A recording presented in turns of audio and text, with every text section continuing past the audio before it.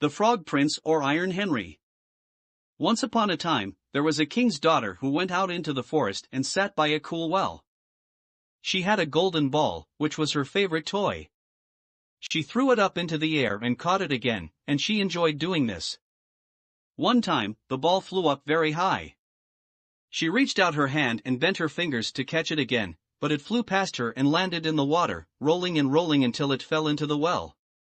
The princess looked at the well in horror, but it was so deep that she couldn't see the bottom. She began to cry and wail, saying that she would give anything to have her ball back, including her clothes, jewels, and everything else she owned. As she lamented, a frog stuck his head out of the water and said, "Princess, why are you crying so miserably?" The princess replied, "Oh, you ugly frog, what can you do to help me? My golden ball fell into the well." The frog said, "I don't want your pearls, jewels, or clothes, but if you'll accept me as your companion, let me sit next to you and eat from your golden plate and sleep in your bed, and if you'll love and cherish me, I'll bring your ball back to you." The princess thought that the simple frog was talking nonsense and that he must stay in the water, but maybe he could help her get her ball back. She agreed and said, "Fine, just bring me my golden ball, and I'll promise you anything. The frog stuck his head under the water and dove down. It didn't take long before he emerged again with the ball in his mouth, and he threw it onto the shore. When the princess saw her ball, she ran over to it, picked it up, and was so happy to have it back in her hand that she didn't think of anything else and ran home with it. The frog called out to her, "Wait, princess, and take me with you, as you promised," but she didn't pay attention to him. The next day, the princess was sitting at the table when she heard something coming up the marble staircase. Plip, plop, plip, plop.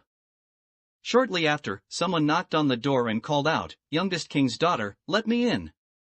She went and opened the door, and it was the frog, whom she had forgotten about. She was startled, so she quickly closed the door and returned to the table. The king noticed that her heart was pounding, and he asked, "Why are you afraid?" She replied, "There's an ugly frog outside who got my golden ball from the well. I promised him he could be my companion in return, but I never thought he could leave his water. Now he's outside the door and wants to come in." Just then, there was a second knock, and the frog called out, "King's daughter, youngest. Open the door for me. Don't you remember what you said to me yesterday by the cool well water? King's daughter, youngest, open the door for me." The king said, "You must keep your promise.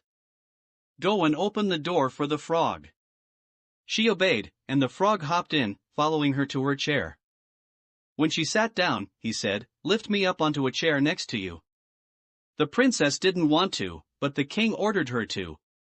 When the frog was up on the chair, he said, "Now push your golden plate closer to me, I want to eat with you." She had to do it. After he had finished eating, he said, "Now I'm tired and want to sleep. Take me up to your little room, make your bed ready, and we'll lie down in it together."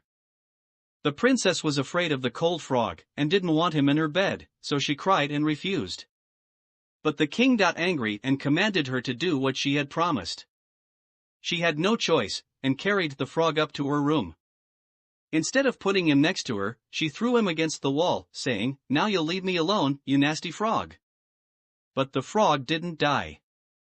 When he fell onto the bed, he turned into a handsome young prince. He became her dear companion, and she cherished him as she had promised.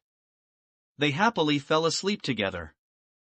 In the morning, a magnificent carriage pulled by 8 horses, decorated with feathers and shimmering gold, arrived. The prince's faithful servant, Heinrich, who had been so saddened by the prince's transformation that he had to wear 3 iron bands around his heart to keep it from breaking, came with it. The prince and the king's daughter got into the carriage, and Heinrich rode in the back. They set off for the prince's kingdom. As they were traveling, the prince heard a loud cracking sound behind him. He turned around and called out, "Heinrich, the carriage is breaking." "No, sir, the carriage isn't breaking, it's a band from my heart that lay in great pain when you were sitting in the well, when you were a frog." Once again the prince heard it crack, and thought that the carriage was breaking, but it was only the bands that were breaking off from the heart of faithful Heinrich, because his master was redeemed and happy.